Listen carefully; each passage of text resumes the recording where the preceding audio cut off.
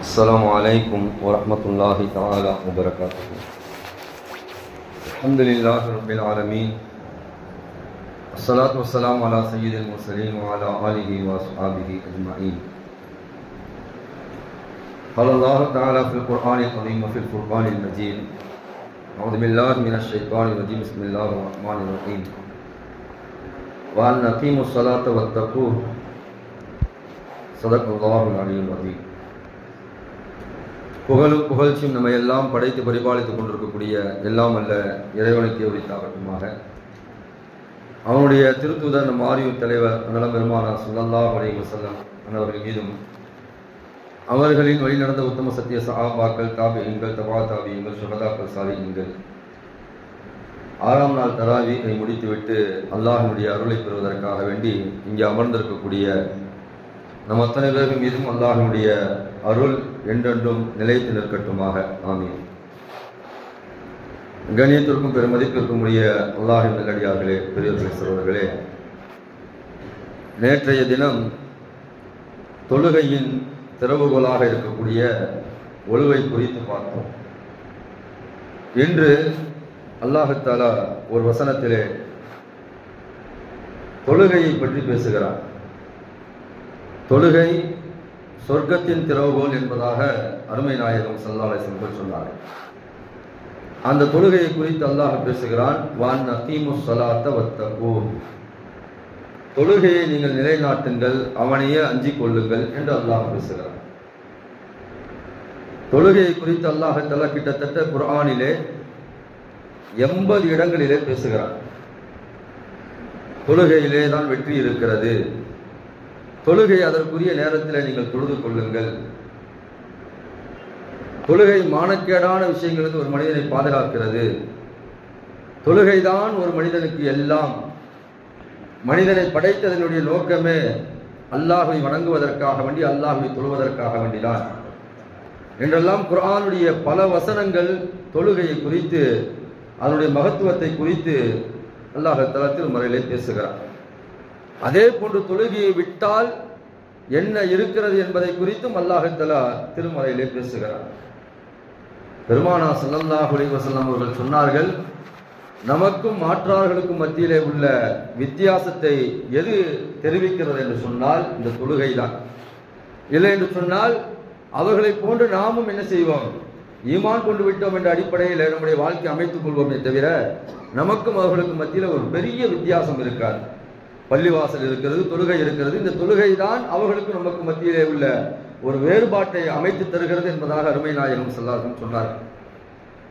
ஒரு முஸ்லிமான ஆணும் பெண்ணும் பருவம் அடைந்து விட்டார்கள் என்று சொன்னால், பருவம் அடைந்ததிலிருந்து அவர்களுடைய மரணம் வரைக்கும் அவர்கள் கண்டிப்பாக தொழுதே ஆக வேண்டும் என்பதாக நம்முடைய மார்க்கம் சொல்கிறது. எந்த விதமான இதுல எக்ஸ்கியூஸும் கிடையவே கிடையாது. ஒரு பருவம் அடைந்து விட்டார் என்று சொன்னால் மரணம்தான் அவருக்கு தொழுகை முடிவாக இருக்கும். அது வரைக்கும் அவர் தொழுது கொண்டே இருக்க வேண்டும். ஆகையால் தான் மார்க்க சட்டம் சொல்லுகிறது, ஒரு மனிதன் ஊரிலே இருந்தாலும் சரி, வெளியூரிலே இருந்தாலும் சரி, பயணத்திலே இருந்தாலும் சரி, ஆரோக்கியமாக இருந்தாலும் சரி, நோயில இருந்தாலும் சரி, எப்படிப்பட்ட நிலைகளில் இருந்தாலும் சரி, தொழுகையை எந்த நேரத்திலையும் விடுவதற்கு மார்க்கத்தில் அனுமதி கிடையாது. சில அமல்கள் இருக்கிறது. நோன்பு கூட நோயாளியாக இருந்தால் அவருக்கு விடுவதற்கு கூட சில அனுமதி இருக்கிறது. அதற்கென்று ஏதாவது ஒரு பரிகாரம் கொடுத்து விடலாம். ஜகாத் அதற்குரிய சக்தியை பெற்றால்தான், ஹஜ்ஜு அதற்குரிய சக்தியை பெற்றால்தான். ஆனால் தொழுகை என்பது எல்லா முஃமின்கள் மீதும் கடமையாக இருக்கிறது. ஒன்று அவன் புத்தி கோளாறாக இருக்க வேண்டும், புத்தி சுவாதீனம் அடையாதவனாக இருக்க வேண்டும். இது மாதிரியான சூழ்நிலைகள் தான் அவன் மீது தொழுகை வராது. ஆனால் பருவம் அடைந்து அவன் நல்ல நிலையில் இருக்கிறான் என்று சொன்னால், ஆணாக இருக்கட்டும் பெண்ணாக இருக்கட்டும் எல்லோரின் மீதும் அல்லாஹ் தஆலா தொழுகையை கடமையாக ஆக்கியிருக்கிறார். பெருமானார் ஸல்லல்லாஹு அலைஹி வஸல்லம் சொன்னார்கள், நாளை மறுமையிலே கேட்கப்படக்கூடிய கேள்விகளிலே முதன்மையான கேள்வி தொழுகையை பற்றி தான். ஏன்னு சொன்னால், ஏன் இந்த தொழுகையை நாம் தொழுகிறோம் என்று சொன்னால், அல்லாஹ் நமக்கு கொடுத்திருக்கக்கூடிய எண்ணற்ற நியாமத்துகளுக்கு நன்றி செலுத்துவதற்காக வேண்டிய இந்த தொழுகை. எவ்வளவு நியாமத்துகளை அல்லாஹ் நமக்கு கொடுத்திருக்கிறார். அதற்காக வேண்டி நன்றி செலுத்தக்கூடிய வகையிலே தான் அல்லாஹ் தஆலா இந்த தொழுகை என்று சொல்லக்கூடிய இந்த கடமையை வைத்திருக்கிறார். ஆகையால் தான் பெரியார்கள் சொல்லுவார்கள், தொழுகையை நீங்கள் தொழுகும் போது நன்றியை எதிர்பார்த்து எப்படி தொழுகிறீர்களோ அதே போன்று அல்லாஹ் இதை நமக்கு கடமையாக ஆக்கியிருக்கிறான் என்ற உணர்வோடும் நாம் என்ன செய்ய வேண்டும், இந்த தொழுகையை கண்டிப்பாக நாம் தொழ வேண்டும் என்பதாக நம்முடைய மார்க்கம் நமக்கு ஒரு கட்டளையை நமக்கு சொல்லுகிறது. இப்போ நம்ம யோசிச்சு பார்க்கணும், நம்ம பருவம் அடைந்ததிலிருந்து நம்முடைய தொழுகையை நாம் சரியான முறையில் பின்பற்றி இருக்கிறோமா, அல்லது எந்த வயசுல இந்த தொழுகையை நாம் எடுத்தோம், எதுவரைக்கும் நாம் தொழாமல் இருந்தோம், இனிமேலாவது நம்முடைய தொழுகையை நாம் சரி செய்து கொள்வோமா, அல்லது ரமலானுடைய காலங்களில் மட்டும் நம்முடைய தொழுகை இருக்குமா என்பதையெல்லாம் நாம் ஒவ்வொருவரும் தான் முடிவு செய்ய வேண்டும். ஏனென்று சொன்னால் அல்லாஹ் குர்ஆன்ல தெளிவாக சொல்கிறான், கத் அஃப்லஹல் முஃமினூன், யார் வெற்றி பெற்றார்கள் என்று சொன்னால் முஃமின்கள் வெற்றி பெற்றார்கள். எந்த முஃமின்கள்? யார் தொழுகிறார்களோ அவர்கள் தான் வெற்றி பெற்றவர்கள். தொழுகை இல்லாதவர்கள் அவர்கள் வெற்றி பெற்றவர்கள் அல்ல என்பதாக அல்லாஹ் தஆலா திருமறையில் சொல்கிறார். ஆகையால் ஒரு மனிதனுக்கு வெற்றியை இந்த தொழுகை தான் பெற்றுத் தருகிறது. இன்னும் அந்த ஆயத்தினுடைய முடிவில் அல்லாஹ் தஆலா சொல்கிறான், அல்லதீன யரிசூனல் ஃபிர்தௌஸ், ஜன்னத்துல் ஃபிர்தௌஸ் என்று சொல்லப்படக்கூடிய சொர்க்கம் யாருக்கு கிடைக்கும் என்று சொன்னால், யாரிடத்திலே தொழுகை இருக்கிறதோ அவருக்குத்தான் அந்த ஜன்னத்துல் ஃபிர்தௌஸ் என்று சொல்லப்படக்கூடிய சொர்க்கம் கிடைக்கும். ஜன்னத்துல் ஃபிர்தௌஸ் என்று சொன்னால் சொர்க்கம் ஒரு மனிதனுக்கு கிடைக்க வேண்டும் என்று சொன்னால் தொழுகை இருந்தால் தான் அவன் சொர்க்கத்துக்குள் செல்ல முடியும். தொழுகை என்பது நம்முடைய மார்க்கத்தில் ரொம்ப வலியுறுத்தி சொல்லப்பட்ட ஒரு கடமை. பெருமானார் ஸல்லல்லாஹு அலைஹி வஸல்லம் சொன்னார்கள், பில்லர் ஆஃப் இஸ்லாம், இந்த இஸ்லாத்தினுடைய தூண் என்பதாக 5 விஷயங்கள் ரசூலுல்லாஹ் சொல்லுவாங்க. ஷஹாதத் லா இலாஹ இல்லல்லாஹ், முதல்ல கலிமா சொல்லணும். இரண்டாவது இகாமுஸ் ஸலாத், தொழுகை நிறைவேற்ற வேண்டும். மூன்றாவது வைத்தா இஸ்ஸகா, ஜகாத்தை கொடுக்க வேண்டும். வஸௌமு ரமலான், நோன்பை நோக்க வேண்டும், ரமலானுடைய நோன்பை. ஐந்தாவதாக ஹஜ்ஜில் பைத்தி மனிஸ்ததா இலைஹி சபீலா, பாதையால் செல்வதற்கு சக்தி பெற்றால் இந்த ஹஜ்ஜை நிறைவேற்ற வேண்டும். இது பில்லர் ஆஃப் இஸ்லாம், இஸ்லாத்தினுடைய 5 தூண்கள். இந்த 5 தூண்களில் எதையும் நம்ம விடக்கூடாது. அதில் மிக முக்கியமானது இந்த தொழுகை. தொழுகை குறித்து அல்லாஹ் தஆலா திருமறையில் நிறைய இடங்களிலே பேசுகிறார். இன்ன ஸலாத்த தன்ஹா அனில் ஃபஹ்ஷாஇ வல் முன்கர், தொழுகை ஒரு மனிதனை மானக்கேடான விஷயங்களை விட்டு தடுக்கும். ஒரு சஹாபி ஒரு பெண்ணை முத்தமிட்டுறார். அவர் ரசூலுல்லாஹ்ட்ட முறையிடுகிறார், இந்த மாதிரி ஒரு தவறை செஞ்சுட்டேன், நான் இந்த தவறிலிருந்து நான் மீண்டு வர வேண்டும் என்று சொன்னால், இனிமேல் இது மாதிரியான தவறை நான் செய்யக்கூடாது என்று சொன்னால் நான் என்ன செய்ய வேண்டும் என்பதாக கேட்கும்போது அருமை நாயகம் ஸல்லல்லாஹு அலைஹி வஸல்லம் சொன்னார்கள், 5 வேளை தொழுகையை நியமமாக நீ தொழுது கொண்டிரு, உன்னுடைய வாழ்க்கையில எந்த விதமான தவறும் ஏற்படாது. பொதுவாக நம்ம தொழுகைக்குள் வந்துவிட்டோம் என்று சொன்னால், பள்ளிவாசலுக்குள் வந்துவிட்டோம் என்று சொன்னால், அந்த தொழுகை கண்டிப்பாக நமக்கு மானக்கேடான விஷயங்களை தடுக்கக்கூடிய ஒரு கேடயமாக இருக்கும். ஆகையால் அந்த தொழுகை நம்முடைய வாழ்க்கையில எல்லா நேரங்களிலும் வைத்திருக்க வேண்டும். அதனால தான் நம்ம ஏன் முஸ்லீம்கள் தொப்பி போடுங்க, தாடி வைங்க என்பதெல்லாம் சொல்றோம் பார்த்தீங்களா? இதெல்லாம் ஒரு மனிதனை தவறிலிருந்து தடுக்கும். தொப்பி போட்டு நம்ம இந்த தவறை செய்யறதா, தாடியை வச்சுக்கிட்டு இந்த தவறை செய்யறதா என்று அந்த மனிதனுக்கு இந்த தொப்பியும் தாடியும் இந்த தொழுகையும் என்ன செய்யும் சொன்னா அவனை தவறிலிருந்து தடுக்கும் என்பதாக நமக்கு நம்முடைய மார்க்கம் சொல்லிக் கொடுக்கிறது. அதே தொழுகை எந்த நேரத்திலையும் நம்ம விடக்கூடாது என்பதாக குர்ஆன் அழுத்தம் திருத்தமாக நமக்கு சொல்லி காட்டுகிறது. ஷைத்தான் இருக்கான் பார்த்தீங்களா? ஷைத்தான் மனிதனை தொழ விடாம தடுத்துக்கிட்டே இருப்பான். ஏன்னா ஷைத்தான் அல்லாஹ்ட்ட உறுதிமொழி எடுத்துட்டு வந்திருக்கிறான், இந்த மனிதனை நான் 4 புறத்திலிருந்து கெடுப்பேன், முன்னாலும் பின்னாலும் வலதும் இடதும் எல்லா புறத்திலிருந்து இந்த மனிதனை நான் கெடுத்துக்கொண்டே இருப்பேன். இப்போ அல்லாஹ்வுக்கு ஆக மிக பிடித்தமான அமல் எது? ரசூலுல்லாஹ்ட்ட சஹாபாக்கள் கேட்கிறார்கள், ஐயுல் அமாலி அஃதலு இலல்லாஹ், அல்லாஹ்ட்ட ஆக மிக பிடித்தமான அமல் எது என்பதாக கேட்கும்போது ரசூலுல்லாஹ் சொல்றாங்க, அஸ்ஸலாத்து ஃபீ வக்திஹா, தொழுகையை அதற்குரிய நேரத்தில் ஆரம்ப நேரத்தில் தொழுவது என்பதாக ரசூலுல்லாஹ் சொல்றாங்க. ஆக அந்த தொழுகை என்பது அல்லாஹ்வுக்கு மிக பிடித்தமான அமல். அந்த அமலை ஷைத்தான் செய்ய விடுவானா? கண்டிப்பா செய்ய விட மாட்டான். அதற்காக வேண்டி நமக்கு நிறைய வேலைப்பாடுகளை கொடுத்துருவான், நிறைய இந்த தொழில்துறைகளை கொடுத்துருவான், உலகத்துடைய ஆசாபாசங்களை கொடுத்துருவான். எல்லாத்தையும் கொடுத்து தொழுகை எப்படியெல்லாம் கெடுக்கணுமோ, ஒரு மனிதனை தொழுகையை விட்டு எவ்வளவு தூரமாக்கணுமோ அந்த வேலை எல்லாத்தையும் என்ன செய்வான்? ஷைத்தான் செய்து கொண்டே இருப்பான். ரசூலுல்லாஹ் ஹதீஸ்ல சொல்றாங்க, ஒரு மனிதன் நைட்டு தூங்கும் போது ஷைத்தான் அவன் தலைமாட்டு பக்கத்தில் உட்காந்துருவான்.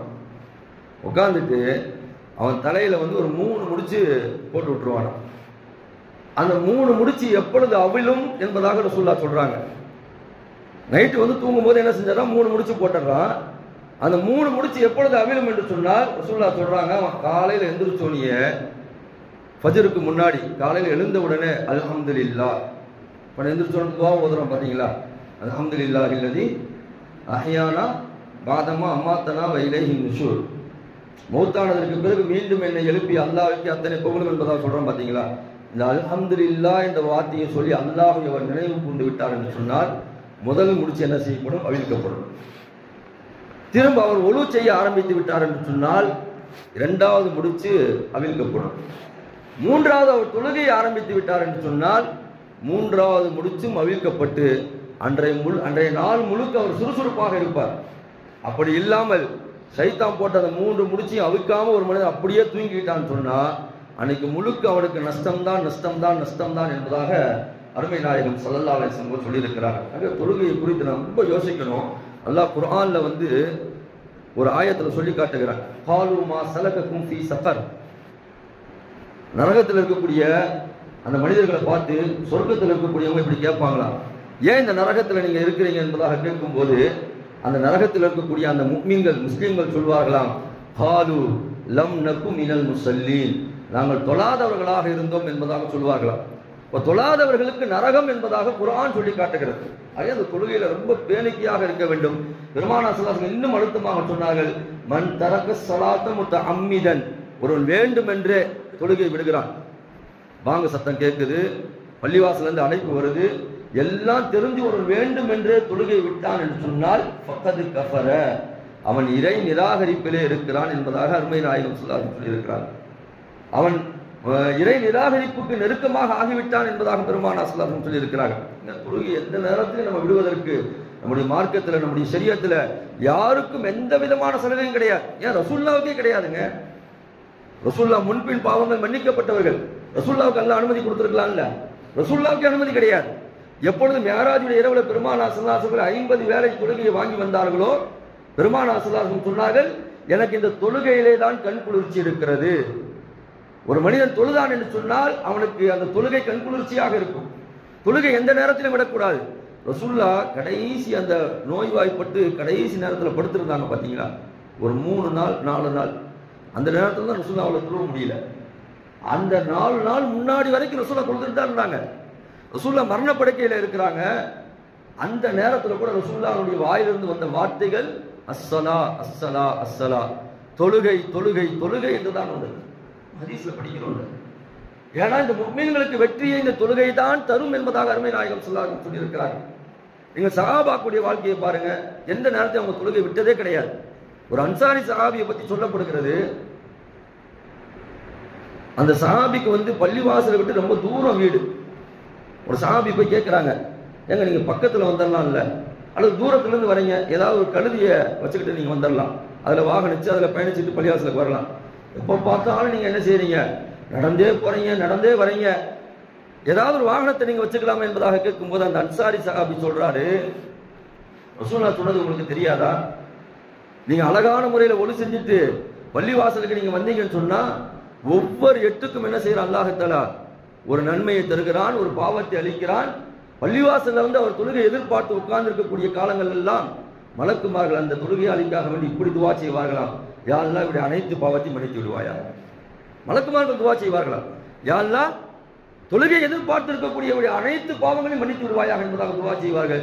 அதனால நான் பள்ளிவாசலுக்கு பக்கத்துல என் வீடு இருக்கிறத நான் விரும்பல, தூரமா இருக்கிறதா நான் விரும்புறேன், அங்கிருந்து நான் வரணும், நடந்து வரணும், என்னுடைய பாவங்கள் மன்னிக்கப்படணும், என்னுடைய தரஜாக்கள் உயர்த்தப்படணும், மலக்குமார்கள் எனக்கு துவா செய்யணும் என்பதாக அந்த அன்சாரி சஹாபி சொன்னார் என்பதாக நம்ம வரலாற்றிலே பார்க்கிறோம். இன்னும் ரசூலுல்லாஹ் சொன்னாங்க, எந்த அளவுக்கு நம்ம தொழுகையை நம்முடைய பிள்ளைகளுக்கு தர வேண்டும், முரு அவுலாதக்கும், உங்களுடைய குழந்தைகளை நீங்கள் தொழுகையை கொண்டு ஏவுங்கள். 7 வயசாயிருச்சுன்னு சொன்னா தொழுகையை கொண்டு ஏவுங்கள். 10 வயசாகியும் நீங்க தொழவில்லைன்னு சொன்னா அந்த குழந்தையை தொழவில்லை என்பதற்காக நீங்கள் லேசாக அடியுங்கள் என்பதாக அருமை நாயகம் ஸல்லல்லாஹு அலைஹி வஸல்லம் சொல்லியிருக்கிறார்கள். அந்த குழந்தை பருவம் அடைந்து விட்ட பிறகுதான் தொழுகை கடமை. ஆனாலும் தொழுகை பழக்கப்படுத்தப்பட வேண்டும். சின்ன வயசுல இருந்து அந்த குழந்தையை பள்ளிவாசலுக்கு அழைச்சிட்டு வரணும், தொழுகையை அந்த குழந்தைக்கு கற்றுத்தர வேண்டும், தொழுகையை பழக்கப்படுத்த வேண்டும் என்று சொன்னால் பருவம் அடைந்து விட்டால் நீ முதல்ல தொழ வேண்டியது தொழுகை தான், நீ முதல்ல செய்ய வேண்டிய அமல் தொழுகை தான். ஒரு புதுவா கன்வெர்ட் ஆகி இஸ்லாத்துக்கு வராரு பாத்தீங்கன்னா, அவர் கலிமா சொல்லிவிட்ட பிறகு முதலாக அவர் செய்ய வேண்டிய கடமை எது சொல்லுங்க, தொழுகைதான். தொழுகைதான் இந்த உலகத்தில் அவனுக்கு வெற்றியை தரும், மறுமையில வெற்றி தரும், கபரிலேயும் அந்த தொழுகை தான் அந்த மனிதனை நரகத்தினுடைய அந்த கபருடைய வேதனையிலிருந்து அவனை பாதுகாக்கும். ஏற்பட்ட அற்புதமான தொழுகை அல்லாஹ் தஆலா நமக்கு தந்திருக்கிறான். அந்த தொழுகை மிகப்பெரிய ஒரு வெற்றியை பெற்று தரக்கூடிய ஒன்றாக இருக்கிறது. இன்ஷா அல்லாஹ் நம்முடைய தொழுகையை ரமலானுடைய காலங்களில் நம்ம எப்படி தொழுகிறோமோ, ரமலான் முடிந்த பிறகு நம்ம இன்ஷா அல்லாஹ் தொடருவோமா? இன்ஷா அல்லாஹ் சொல்லுங்க, சப்தமா சொல்லுங்க. ரமலானுக்கு பிறகு நம்ம 5 வேளை தொழுகை தான் வெற்றி நமக்கு. எவ்வளவு வேலைகள் இருந்தாலும், எவ்வளவு கடுமையான வேலைகள் இருந்தாலும் என்ன செய்யணும், பள்ளிவாசல்ல வந்து தொழுகணும். ரசூலுல்லாஹ் ஒரு ஹதீஸ்ல சொல்றாங்க, ஒருத்தர் வந்து தொழுகை வந்து வீட்டுல தொழுகிறாரு, பள்ளிவாசலுக்கே வரமாட்டேங்கிறாருன்னு சொன்னா இளைஞர்களை விட்டு அவருடைய வீடை எரிப்பதற்கு நான் உத்தரவிடுவேன் என்பதாக ரசூலுல்லாஹ் சொல்றாங்க. ஏன்னா பள்ளிவாசல்ல வந்து ஜமாத்தா தொழுவதற்கு தனித்து தொழுவதை விட 27 மடங்கு நன்மை இருக்கிறது என்பதாக அருமை நாயகம் ஸல்லல்லாஹு அலைஹி வஸல்லம் சொல்லியிருக்கிறாங்க. ஒரு மனிதன் தனிமையாக செல்லுகிறான் என்று சொன்னால் அவனை வந்து என்ன செஞ்சிடும் சொன்னா, ஆட்டை ஓனாய் அடிப்பதை போன்று ஷைத்தான் அவனை கவ்விக்கிட்டு போயிடுவான். அதனாலதான் ஜமாத்தோடு என்னைக்கு இருந்து இணைஞ்சுக்கிட்டே இருக்கணும், ஜமாத்தோடு இருக்கணும். ஜமாத்தோடு தொழுகும் போது அல்லாஹ்வுத்தாலா நிறைய நன்மைகளை வைத்திருக்கிறான். இன்ஷா அல்லாஹ் தொழுவோமா? வாழ்க்கையில எல்லா நேரங்களையும் நம்ம தொழுகை விடக்கூடாது. நம்முடைய மரணம் தான் தொழுகையின் முடிவாக இருக்க வேண்டும். அல்லாஹ்வுத்தாலா தொடர்ந்து தொழக்கூடிய பாக்கியத்தை, ஐவேளை தொழுகையை நியமமாக தொழக்கூடிய பாக்கியத்தை நமக்கும் நம்முடைய வீட்டில் இருக்கக்கூடிய பெண்களுக்கும் நம்முடைய பிள்ளைகளுக்கும் அல்லாஹ்வுத்தாலா நசீபாக்கி தருவானாக. வாஸ்தவமான அல்ஹம்துலில்லாஹி ரப்பில் ஆலமீன். பிஸ்மில்லாஹிர் ரஹ்மானிர் ரஹீம். நவைத்து ஸௌம கதின் அன் அதாஇ ஃபர்தி ரமலான ஹாதிஹி ஸனதி லில்லாஹி